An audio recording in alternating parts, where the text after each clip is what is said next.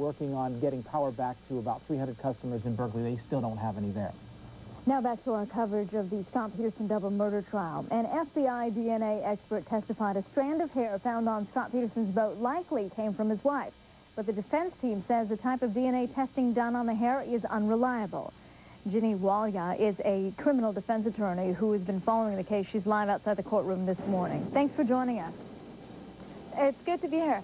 DNA evidence in this case will not be the smoking gun that it has proven to be in most other cases since its inception, because DNA evidence used in this case is the mitochondrial DNA evidence and not the nuclear DNA evidence. For nuclear DNA testing to be done, one needs tissue or some body organic matter. And when you don't have that and you have two strands of hair without any root or anything, you're left with mitochondrial DNA evidence.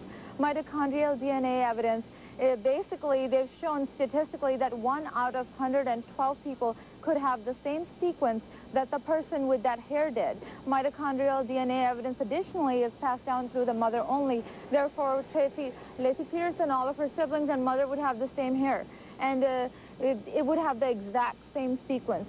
Even if it was shown that it was Lacey Peterson's hair, it is not very relevant in this case because that hair could have gotten on the pliers and the pliers could have then gotten onto the boat. It doesn't necessarily show that she was present on the boat. So Mark Garagos doesn't even have to do a good job about casting doubt on this one.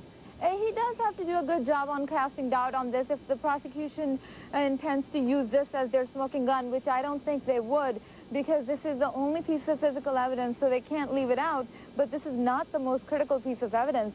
If 1 out of 112 Caucasian people have the same sequence, that means there's at least one person in the courtroom, in addition to Lacey Peterson's family, who would also have this sequence. So it's very indeterminative.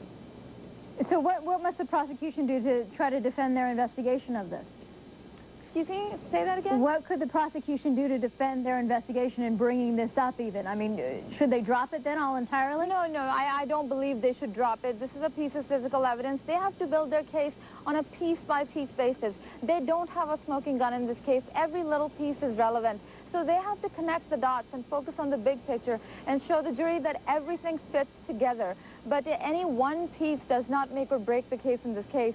And the defense, obviously, motive is to break each piece piece by piece so that they can discredit their case. What about other, I mean, this is the one piece of DNA that they have, that they believe they have, of Lacey Peterson. They believe it is Lacey Peterson's, but again, it could be her mother's, sisters, brothers. Therefore, they cannot exclude the possibility that it belongs to other family members, not her father, because mitochondrial DNA is passed down through the mother.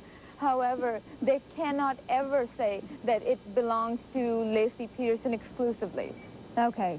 Ginny Walia, thanks so much for joining us today. It was good talking to you. Thank you. All right, much more coming up.